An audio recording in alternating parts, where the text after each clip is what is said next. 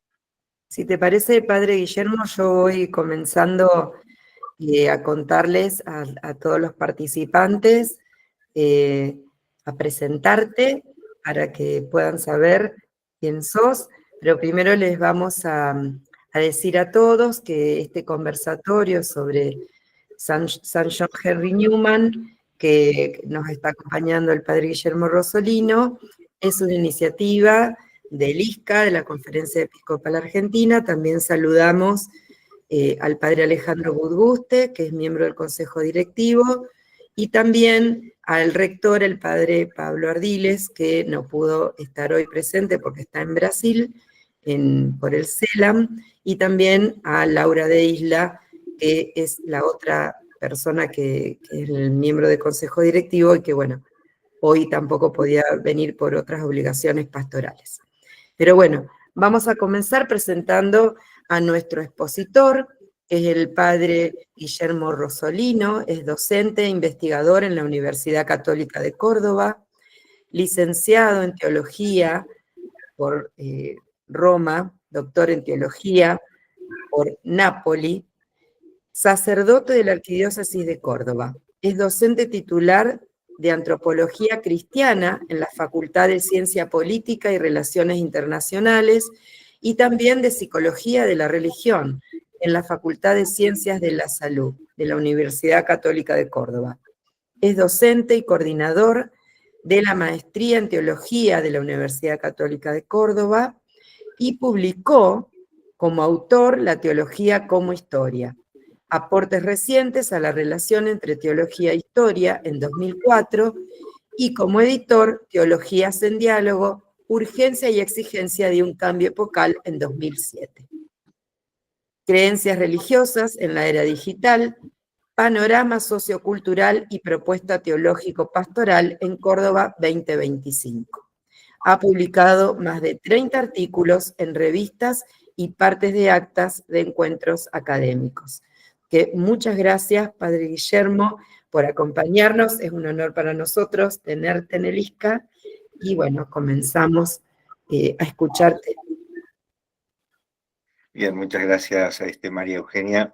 Para mí también es un gusto poder compartir este espacio de diálogo y de reflexión en torno a alguien, a un pensador y a un cristiano fundamentalmente tan valioso como es John Henry Newman.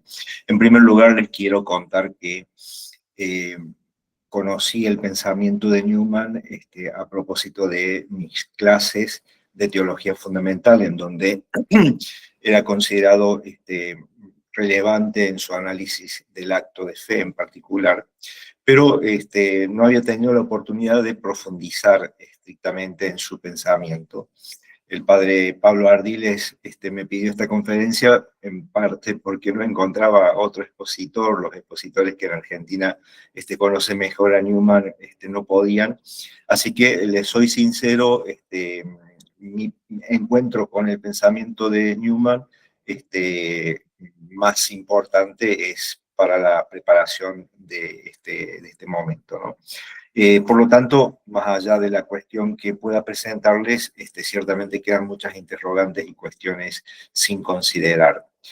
Tenido en cuenta particularmente el hecho de que Newman es un gran pensador, filósofo, teólogo del siglo XIX, que ha hecho un inmenso aporte a la reflexión eclesial del siglo XX, y en particular a la catequesis, así que me gustaría también poder considerar algunos de esos puntos fundamentales aplicados, vinculados al ejercicio de la catequesis. Bueno, comparto la presentación que voy a usar.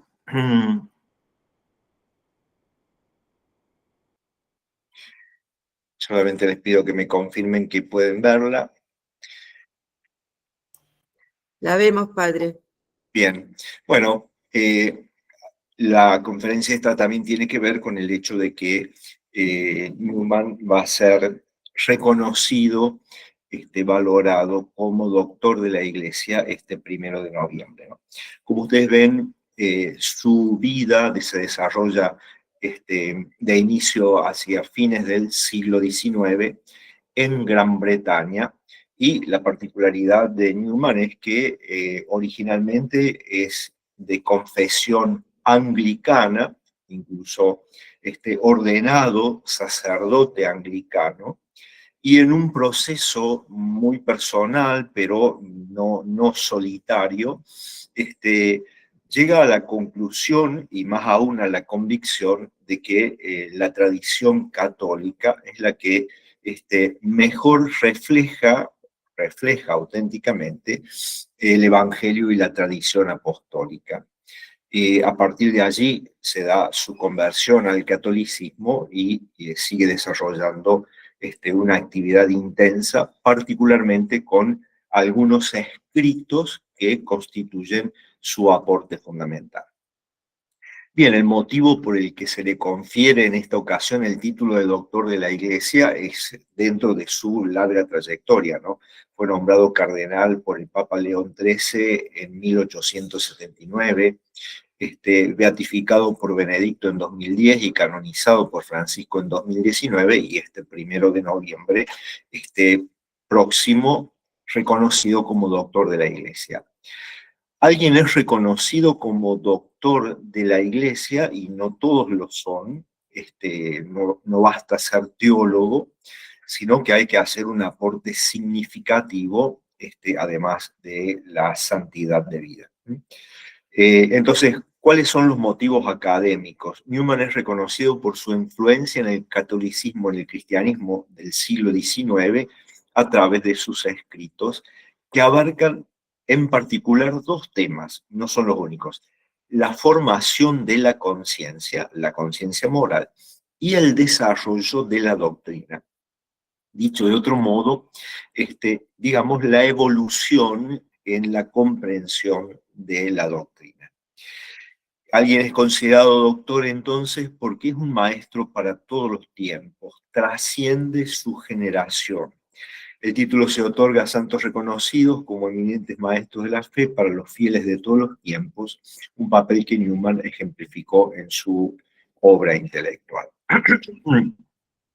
Nace en una familia londinense, su padre era banquero, no hay una gran tradición religiosa en su familia, sin embargo, se forma en un internado privado, y allí viene su momento de despegue espiritual, en donde se perfila claramente a alguien que busca la perfección espiritual. Lo busca con toda su pasión y con todas sus capacidades. Posteriormente se forma en el Trinity College de Oxford, y allí recibe una beca, la fellowship, en el Oriel College, en donde desarrolla y muestra y explota sus capacidades durante un largo periodo de 1822 a 1845. En 1825, dentro de este proceso, es ordenado sacerdote y se dedica a la tarea de educador y tutor de la universidad. Por eso él tiene una larga trayectoria en la vida universitaria que prolongará también después de su conversión al catolicismo. Y aquí hacemos referencia a Littlemore, que es una comunidad pequeña, más bien empobrecida, a la que él también le dedica su tiempo y su atención pastoral en este periodo anglicano, y después, posteriormente, será su refugio de transición en el proceso de conversión al catolicismo. Tenemos que ubicar a Newman, como decía antes, no como un solitario en este proceso que va de la confesión anglicana a la católica, sino dentro de un movimiento conocido como el movimiento de Oxford, que dentro del anglicanismo pretendía contrastar el liberalismo teológico y también la intervención del Estado en la Iglesia con la intención de restaurar las prácticas y las creencias más tradicionales vinculadas al catolicismo. Este movimiento se generó en la Universidad de Oxford. John Keble es uno de los referentes fundamentales con este sermón que realiza en 1833 y que titula Apostasía Nacional, denunciando entonces que la intervención del Estado está socavando las raíces auténticas y genuinas del anglicanismo y distanciándolo de la tradición.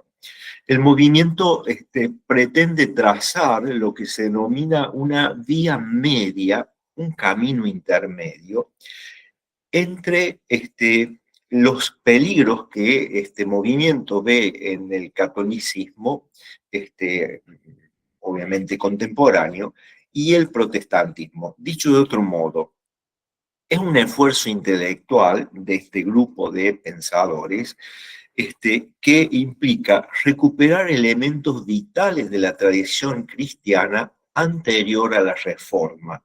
Y entonces la vía media es entre la Reforma y sus consecuencias y derivas actuales y la recuperación de la tradición cristiana que ellos encuentran en buena medida en el catolicismo.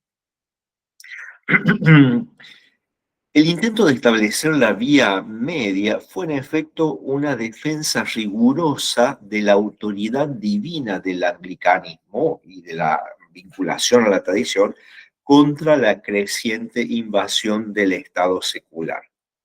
Podemos decir que para Newman este intento de trazar una vía media entre el catolicismo y el anglicanismo y el protestantismo de su época, fracasó en la medida en que él fue descubriendo que para sostener lo que pretendía el movimiento, necesitaba estar más de lleno en la tradición católica. Bueno, aquí tenemos un cuadro más o menos completo de las cuestiones fundamentales que hay que tener en cuenta. Su periodo de formación temprana, su adhesión y líder del movimiento de Oxford entre 1833 y 1841. En 1845 su conversión al catolicismo, por cierto, un momento crucial en donde pone fin a su pertenencia a la tradición anglicana y a su vez él mismo se constituye en primicia de un renacimiento del catolicismo en Inglaterra. En 1845 publica el ensayo sobre el desarrollo de la doctrina cristiana, que en parte justifica su conversión y se ha constituido en un texto fundacional de la eclesiología moderna. Justificación de su conversión y a su vez explicación de por qué la doctrina cristiana se desarrolla, tiene una dinámica histórica para mantenerse fiel a sí misma. Eso es una idea brillante de Newman. Bueno, durante un periodo fue rector de la Universidad Católica, como hemos dicho, siempre vinculado a la universidad, y toda esta mirada sobre la universidad la plasmó en su obra La idea de una universidad. En 1870 publica otro ensayo que también produce un gran impacto en toda la teología, un poco más complejo, y titula Gramática del asentimiento, es decir, del asentimiento de fe. ¿De qué manera se produce y qué cosas son los argumentos que sostienen el hecho de que una persona crea, ¿sí? Realice un acto de fe? Se considera entonces una obra maestra de la epistemología religiosa que tiene como corazón lo que Henry Newman llama el sentido hilativo, que es el punto que necesitamos comprender para comprender esta obra. Bien, en torno a la conversión y a la teoría de la vitalidad de la doctrina.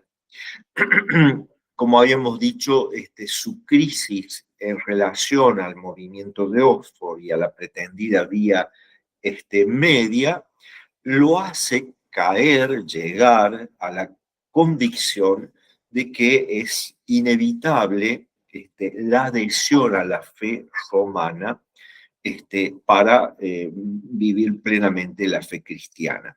Sus estudios detallados de los padres de la Iglesia, que inicialmente reforzaron su amor por la Biblia y la teología crítica, gradualmente lo llevaron a cuestionar su camino espiritual dentro de la fe anglicana.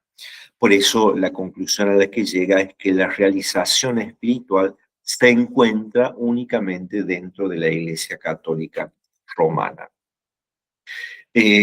Por eso en 1864, primero con gacetillas y después en 1865 con una publicación completa, desarrolla este pensamiento titulado Apología Pro Vita Sua, y es una apología de su camino, de su itinerario de conversión.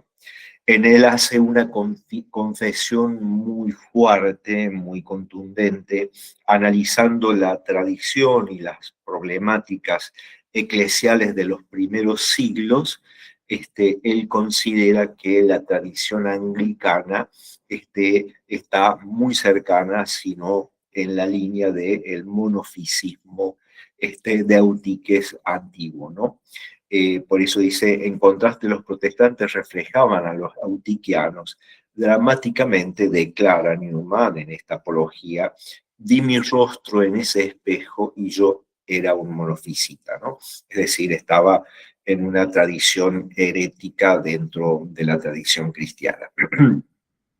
Por cierto, después de este proceso que tenemos que imaginar como impactante, contundente, Newman se retira de Oxford y pasó 3 años en Littlemore, llevando una vida religiosa estricta dedicada a la oración.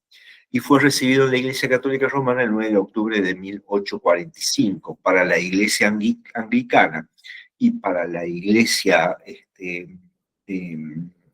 en Gran Bretaña, ciertamente esto constituyó un evento sísmico, ¿no? Potente. Y, por cierto, esto le implicó un distanciamiento de familiares, de su contacto, toda su trayectoria universitaria dentro del anglicanismo se vio desacreditada por esta decisión tan fuerte, ¿no? Pero justamente todas estas pérdidas ponen de manifiesto que la decisión de Newman fue impulsada por una búsqueda que podemos llamar intransigente de la verdad histórica y espiritual, y no por ambición y menos aún por conveniencia. Nos detenemos en este momento en el ensayo sobre el desarrollo de la doctrina cristiana de 1845. Como decíamos, esto expresa los motivos de la conversión al catolicismo. La conversión de Newman se formalizó en este trabajo, ensayo sobre la doctrina, sobre el desarrollo de la doctrina cristiana, una obra completada inmediatamente antes y durante el proceso de su recepción en la Iglesia Católica. El argumento central consiste en explicar cómo las complejas doctrinas y rituales del siglo XIX de la Iglesia Católica se derivaron legítimamente de las verdades simples e iniciales comunicadas por los maestros inspirados del Nuevo Testamento.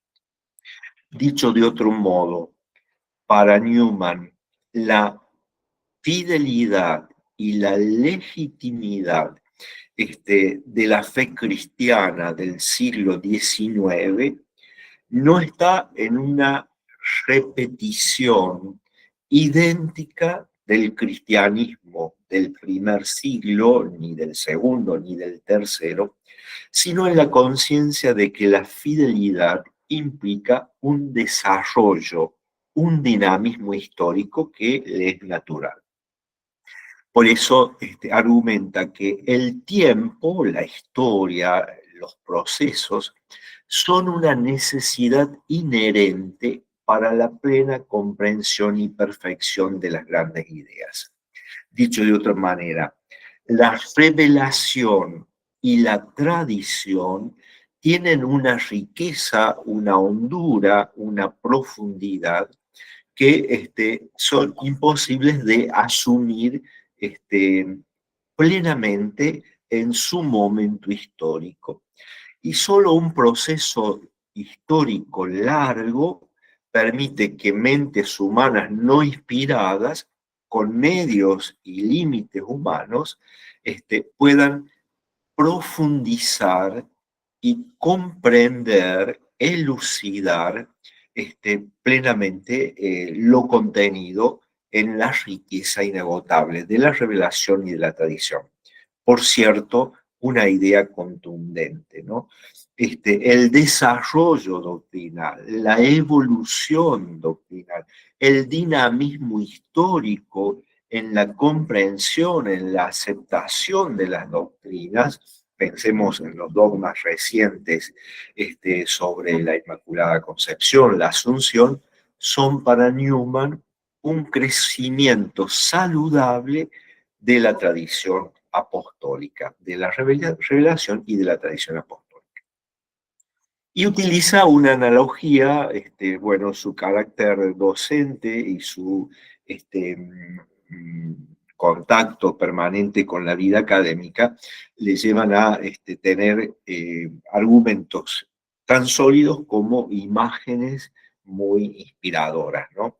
Entonces, imagina el desarrollo de la doctrina, la comprensión de la doctrina, como un arroyo que comienza pequeño, que sabe a tierra porque está en sus inicios, y puede intentar distintos caminos, ensayos, le llama Newman, hasta que encuentra la dirección definida, y entonces todo su caudal se incrementa, el dinamismo es más poderoso, y se hace cada vez más transparente. Bueno, ciertamente una imagen bella y potente. La verdadera prueba, entonces, de autenticidad de una doctrina radica en su capacidad de cambiar una idea extraordinaria en contra de una visión estática de la doctrina. Para Newman, la autenticidad de la doctrina está en el cambio. Cambiar para seguir siendo la misma. Vivir es cambiar, y ser perfecto es haber cambiado a menudo. Esta es otra de las características admirables de Newman, que denotan una comprensión muy personalista, muy ligada a la existencia de los procesos humanos. No somos una mera repetición de lo que fuimos cuando éramos niños. Hay todo un proceso de crecimiento, de maduración, de transformación, de cambio necesario para ser lo que realmente somos, ¿no? Y por lo tanto, si bien hay riesgos de una corrupción, la cuestión estará en dilucidar de qué manera todo este proceso más bien refleja la tradición y no es una corrupción de sí mismo, ¿no? Por lo tanto, para Newman hay tres cosas que van de la mano. Le sonará, por cierto, el Concilio Vaticano II en esto. La revelación, la tradición y la autoridad magisterial trabajan juntas a lo largo del tiempo. Esta comprensión de los procesos históricos o del desarrollo de la doctrina pone una base conceptual fundamental para la eclesiología moderna y el dinamismo histórico. Bueno, hay una cuestión que voy a pasar rápidamente porque estoy viendo acá que nos están quedando 20 minutos antes de que podamos hacer algunas preguntas, y es el hecho de que la vinculación de Newman con el catolicismo es un proceso personal que a su vez realiza con otros compañeros de camino, y su inserción en el catolicismo, en la vida eclesial cristiana, se realiza porque elige convertirse en un oratoriano. El oratorio era un instituto secular de sacerdotes que viven en comunidad sin votos, iniciado por San Felipe Neri en el siglo XVI. Y él adhiere directamente a esta comunidad y él mismo dinamiza el desarrollo y el crecimiento del oratorio en Gran Bretaña, ¿no? En Birmingham, en Londres, incluso funda una escuela propia del oratorio. Su conversión y posterior trabajo institucional sirvieron como el momento seminal que anunció el renacimiento católico en Gran Bretaña, ¿no? O sea, esto es literal. La conversión de Newman implicó un gran empuje a las semillas y a las presencias de catolicismo que había en Gran Bretaña en el siglo XIX. Falleció en Birmingham en 1890, dejando, por cierto, como estamos viendo, un gran legado espiritual. Bien, vamos a la otra obra fundamental, que es Gramática del Asentimiento, publicada en 1870, en donde él analiza lo que en la tradición teológica se denomina el análisis fidei o el análisis del acto de fe. ¿Cuáles son las características propias del acto de fe, distinguiéndolo de los otros actos de conocimiento? ¿Cuál es la estructura propia del acto de fe? En esto Newman hace un aporte totalmente original, brillante, muy desde la perspectiva de su comprensión de la vida universitaria y por lo tanto del funcionamiento de las ciencias, de las características del conocimiento científico moderno empírico, y ya en un tiempo en el que las diversas disciplinas se han ido desarrollando, separándose, distinguiéndose de la filosofía. Piensen ustedes que estamos en el siglo en donde nacen varias ciencias modernas como la psicología. Bien, entonces la gramática del asentimiento es la obra magna de Newman en cuanto a epistemología religiosa, en cuanto a comprensión del funcionamiento del acto de fe o del asentimiento, de la adhesión de fe.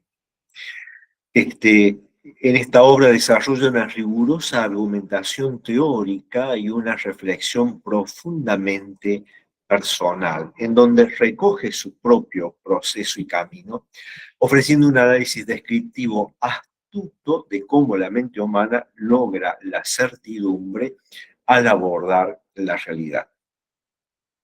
La obra tenía la intención de contrarrestar el escepticismo de una ciencia moderna que poco a poco iba ganando espacio. Estamos también en los momentos en que surge Darwin y su idea del origen de las especies y la evolución de las especies, así que imagínense que hay una gran convulsión en el mundo científico y sus contrastes con el mundo religioso. Entonces, frente al escepticismo que la ciencia plantea en sus cuestionamientos de la fe, Newman intenta demostrar que la creencia religiosa genuina es racionalmente alcanzable, es decir, está fundada racionalmente, no es un acto irracional, incluso cuando se extiende más allá de las limitaciones estrictas de la lógica formal. Por lo tanto, Newman desafió la suposición de que todas las afirmaciones de verdad válida deben ser deducibles a procesos puramente lineales y deductivos, ¿no? Es decir, tenemos acá una premisa y esta premisa se despliega lógicamente y solo eso es conocimiento científico. Todo lo otro que tenga otra dinámica, que vaya por otros métodos, no puede considerarse racionalmente científico. Su ataque, discusión crítica a esta lógica tradicional consiste en que esta lógica está limitada por las suposiciones restrictivas hechas al comienzo y a menudo no logra integrar sus conclusiones perfectamente. Es decir, Newman dice, en toda proposición científica hay presuposiciones iniciales que no necesariamente son críticas, son presupuestos, ¿no? Y contrasta la verdad, digamos, la noción meramente abstracta, conceptual, con la certeza existencial que es propia del asentimiento de fe y que requiere una capacidad más compleja, más amplia, más integral que un mero razonamiento abstracto. Por eso Newman distingue entre aprehensión, comprensión y asentimiento real en contraste con el asentimiento nocional. Hay dos modos de comprometerse con la verdad, de acercarse a la verdad y de asumir la verdad. Lo que llama la aprehensión nocional, que es propia de la comprensión de proposiciones abstractas, generalizables, verbales, propio del conocimiento sistemático, la lógica y la organización científica. El asentimiento nacional es la aceptación intelectual de estas fórmulas, ¿no? Y él considera que esto vale, obviamente, para el ámbito científico, para verdades abstractas que no involucran directamente la existencia personal. En cambio, la aprehensión real, sostiene Newman, implica imágenes concretas, una experiencia personal, una comprensión imaginativa y holística de aquello a lo que se va a adherir. El asentimiento real, existencial, personal, constituye un compromiso firme y existencial con una realidad percibida e involucra a la persona completa. Hoy recordaba en la homilía, tomando el texto de la carta a los romanos, que ustedes ciertamente recordarán, ¿qué podrá separarnos del amor de Cristo? Dice Pablo. Y hace referencia a cosas muy fuertes que podrían separarnos del amor de Cristo. Pero Pablo razona, pero si Cristo dio su vida por nosotros y el Padre ni siquiera retuvo a su propio Hijo, todos estos hechos concretos, existenciales, históricos, particulares, son para Pablo la argumentación fundamental para confiar en que nada puede separarnos del amor de Cristo. ¿No? No son argumentos abstractos, no son argumentos que siguen una lógica formal, parten de la experiencia histórica salvífica de la acción salvífica de Dios. En este caso, en la historia salvífica universal, podemos llamar, pero para Newman también tiene un valor importante las experiencias de acción salvífica individual, ¿no? Entonces, la primacía que Newman otorga al compromiso concreto y personalista con la verdad en la gramática del asentimiento, en la gramática de la fe, se vincula directamente con su experiencia de vida. Un proceso que lo lleva finalmente a la convicción profunda de que la autenticidad del cristianismo, la legitimidad del cristianismo, está en la tradición católica y en todos los procesos históricos que esta tradición ha vivido.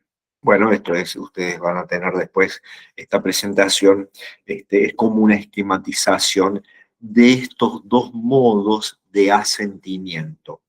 El asentimiento nocional, propio entonces del pensamiento científico, y el asentimiento real que involucra la experiencia, la existencia humana. En el corazón de esta gramática del asentimiento está lo que Newman llama el sentido hilativo, que es la facultad del razonamiento concreto, no meramente abstracto. Sentido hilativo viene del latín fero, que significa traer. El sentido hilativo es un proceso mental en parte inconsciente descrito como la capacidad automática de recopilación y procesamiento de datos en la mente subconsciente. Su función es esencial en sopesar probabilidades convergentes derivadas de todo tipo de entradas, lógicas, instintivas, autoritativas, para alcanzar la certidumbre en situaciones específicas y concretas y realizar un asentimiento, una elección de fe. Voy a usar el ejemplo que he leído en algunos pensadores.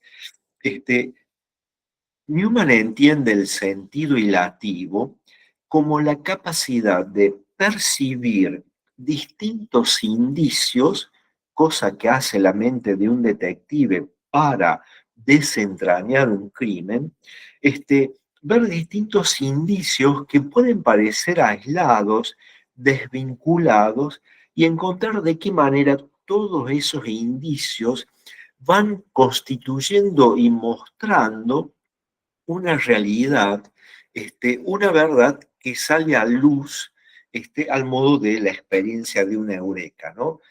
Se ha explorado largamente un problema, una situación, se ha chocado contra muchos muros que impedían resolver la cuestión y de pronto se hace una comprensión holística de todas esas razones, datos, experiencias, situaciones, y se arriba a una comprensión plena.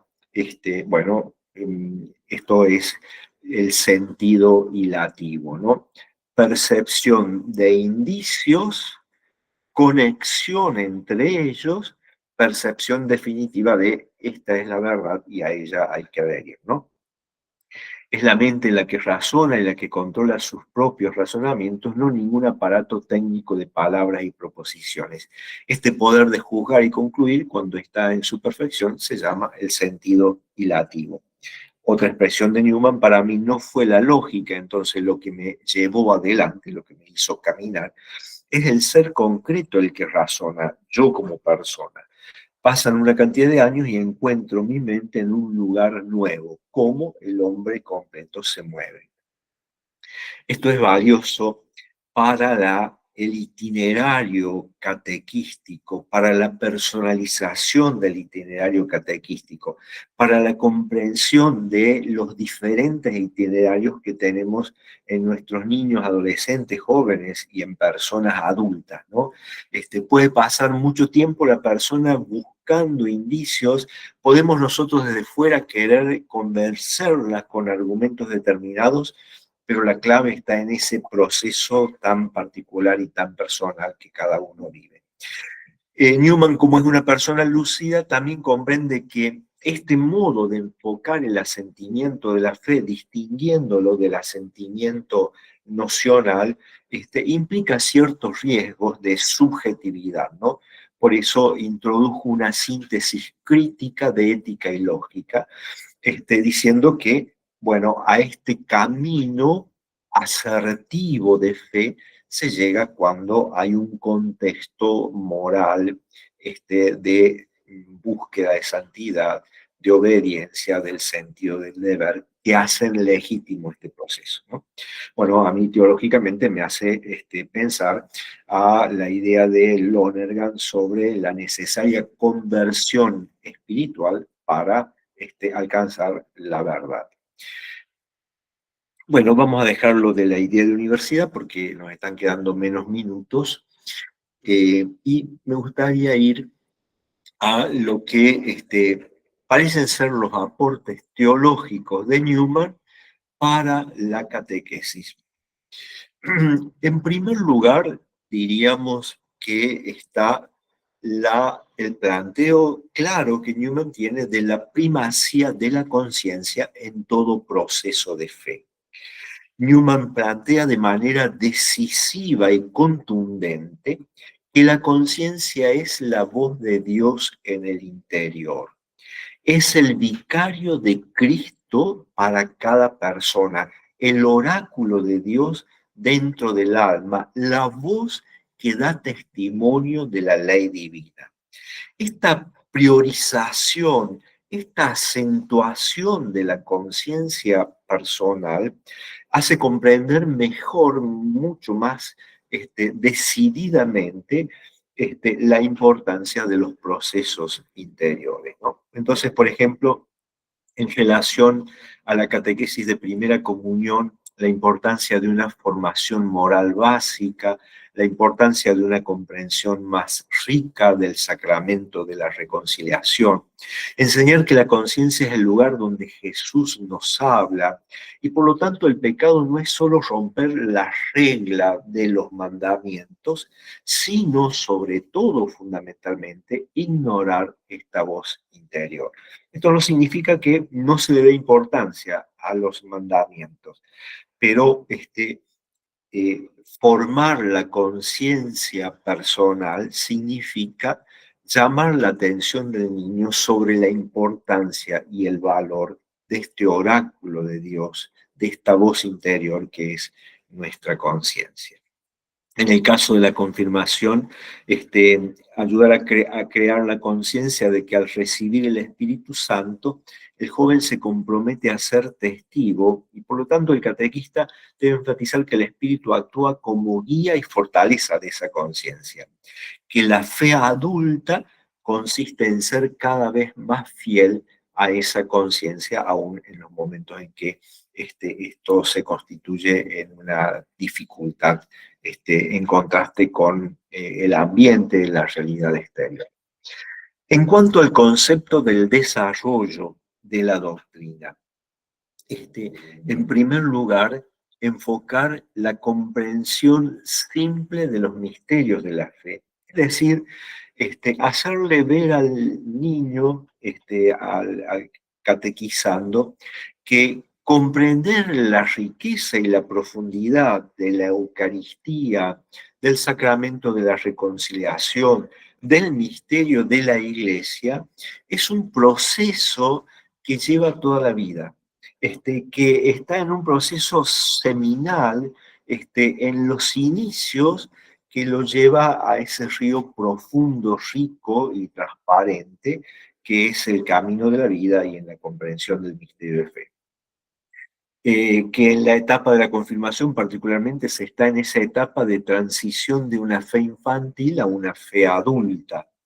La confirmación no es el final de la catequesis, sino el inicio de un desarrollo personal, con la insistencia en que las preguntas, las dudas, las inquietudes propias de esta etapa, características de esta etapa, identitarias de esta etapa, no son un signo de la debilidad de la fe, sino parte de su desarrollo natural, del desarrollo de una fe viva e intelectualmente honesta. Tercero, tomamos el tema del asentimiento de la fe. Cómo funciona la creencia en la vida real. Se pasa de la simple memorización a la creencia real y personal, ¿no? Aprendemos las nociones fundamentales de nuestra fe en el catecismo, pero lo importante es la internación, bueno, no me sale, y en particular la adhesión personal. Se utiliza entonces el lenguaje de los sentidos, qué sientes en tu corazón cuando recibes a Jesús, y se busca a partir de esa experiencia, y no solo de las nociones, un asentimiento real, es decir, personal, concreto y vital, en ese camino de la fe. En el caso de la confirmación, el catequizando debe hacer un acto de voluntad libre e informado, es decir, consciente, con una conciencia plena de lo que significa este proceso. Bueno, son prácticamente las 20:50, de tal modo que dejamos este espacio para el diálogo y las preguntas que puedan surgir. Si alguno quiere, abra el micrófono y pregunte, me parece lo más. Si alguno quiere hacer alguna pregunta. A mí se me ocurre algo para decir también, Guillermo. Un gusto, Alejandro, sí. ¿Qué te parece Newman cómo aporta, digamos, a la actual renovación de la Iglesia, ¿no? La Iglesia, como siempre, con ese deseo de renovarse para mostrar el rostro de Cristo a cada época, ¿no? Y hacer presente el mensaje de la salvación como una verdad dinámica, ¿no? Me parece que te parece por dónde Sí, nos aporta, ¿no? estoy totalmente de acuerdo, ¿no? El Papa León XIV es notablemente consciente del impacto que tiene esta era digital por la que estamos atravesados, y en particular el advenimiento de la inteligencia artificial. Esto va a cambiar y va a transformar poderosamente nuestro ambiente creyente, y esta idea de Newman de la importancia de el cambio para permanecer fiel es poderosa, ¿no? Porque seguramente cambiarán muchas cosas, ¿no? Por ejemplo, los influencers católicos, los misioneros digitales, no están referidos a un territorio, y hemos pensado la Iglesia siempre como territorio. Entonces, ¿de qué manera comprender la vinculación particular y universal de los influencers digitales, la movilidad de las creencias y de los creyentes en los entornos virtuales? Yo creo que esto va a tener un impacto eclesiológico enorme, y estas semillas que ha dejado Newman son vitales para enfocar mejor estos procesos. Bien, gracias. Padre Guillermo, yo me quedé con esta frase de Newman que vos compartiste al principio: vivir es cambiar y ser perfecto es haber cambiado a menudo. Me parece muy profética para su época, porque eso hoy también tal vez lo podemos comprender, ¿no?, de una manera más fácil, pero en ese momento me parece que es ahí donde él pone el foco en la importancia de los procesos, ¿no? De poder escucharse a uno mismo. No sé si lo entendí bien. Sí, no, lo he entendido perfecto, y es un pensamiento maravilloso e inspirador, ¿no? No estamos lejos de una tradición cultural que ha hecho del ser estable y siempre lo mismo como lo auténtico y la verdad, ¿no? Y cambiar era como escandaloso prácticamente. Así que este pensamiento de Newman a mí me resulta maravilloso, inspirador e iluminador por lejos, para comprender estos procesos de cambios tan acelerados que nos dejan en la cola del tren y mucho más atrás si no nos damos cuenta y pretendemos seguir repitiendo las mismas cosas, como la frase que escuchamos siempre en las comunidades educativas, en las comunidades religiosas, en las comunidades parroquiales, siempre se hizo así. Claro. Claro, por eso es como asumir la historia como buena, que es lo que nos pide también el concilio, ¿no? Tal cual, absolutamente de acuerdo. Como procesos legítimos, sanos, eso me gustó mucho, ¿no? La idea de que es sano cambiar y es necesario cambiar para ser fieles. Sí, un verdadero profeta. Si alguien tiene algún aporte o pregunta, puede abrir el micrófono, bueno, somos poquitos.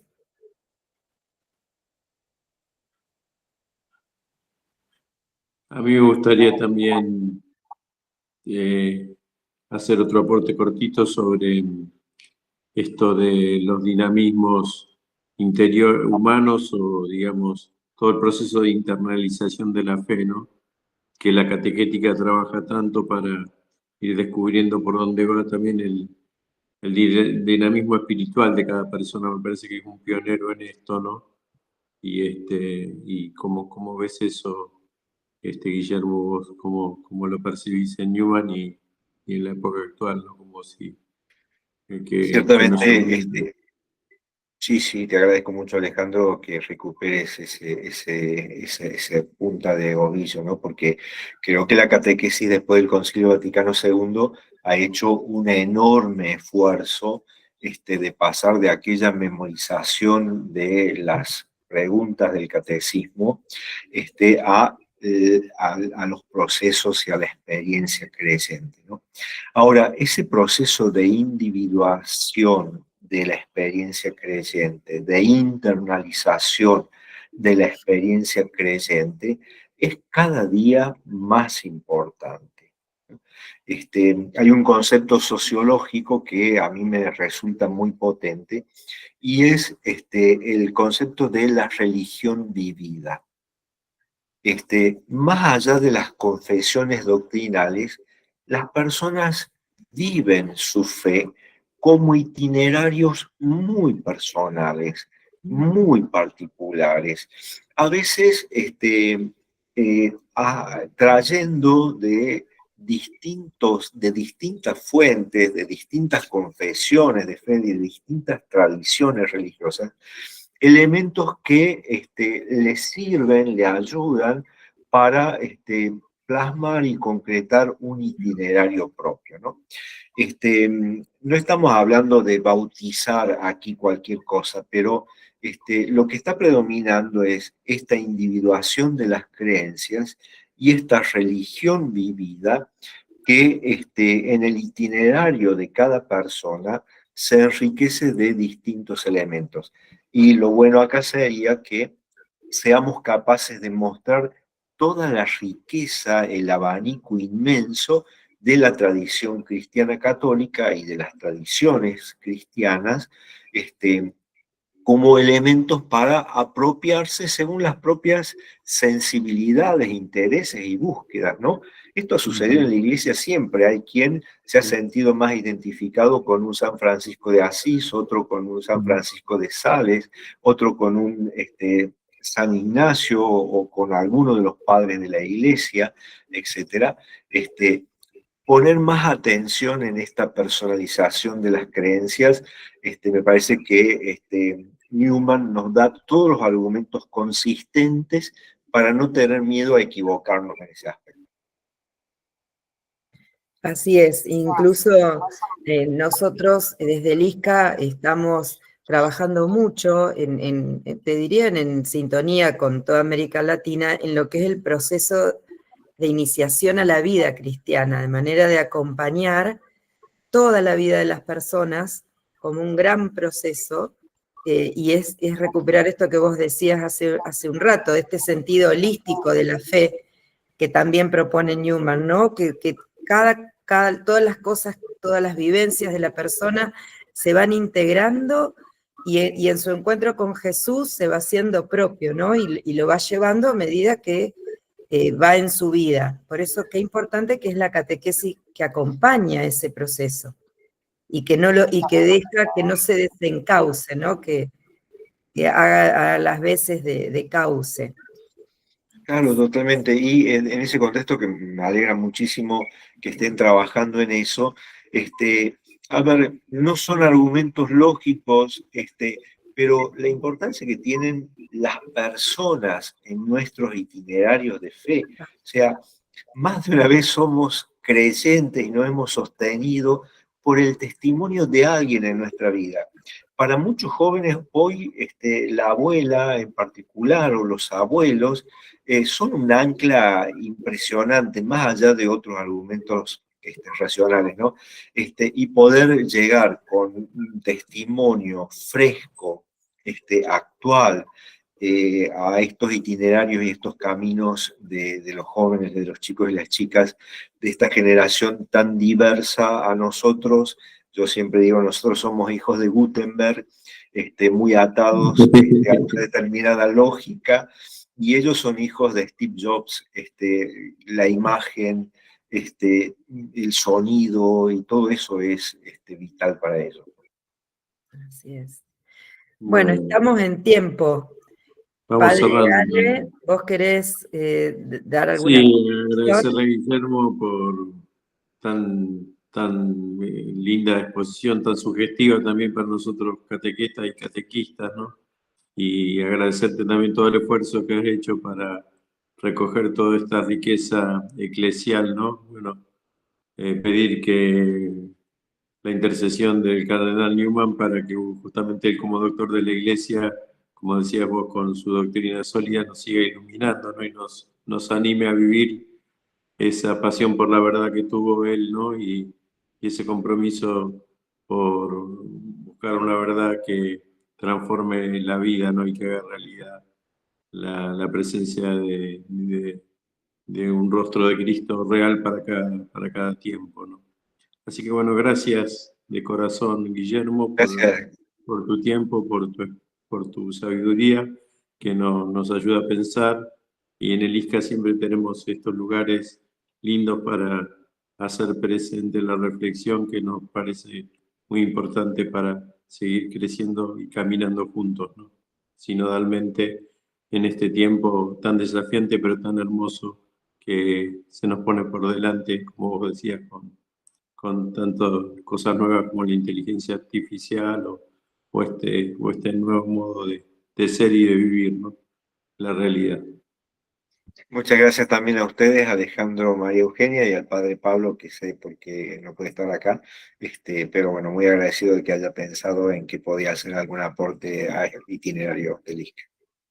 Sin dudas así fue. Bueno, muchas gracias a todos. Después va a quedar la grabación en el YouTube del ISCA. Vamos a mandar también por mail a todos los inscriptos y el material que tan generosamente nos deja el padre Guillermo para que todos lo podamos también replicar en nuestras comunidades. Así que bueno, buenas noches, muchísimas gracias. Muy buenas noches, nos vemos. Y hasta la próxima. Gracias, muchas gracias. Buenas noches. Buenas Muchísimas gracias.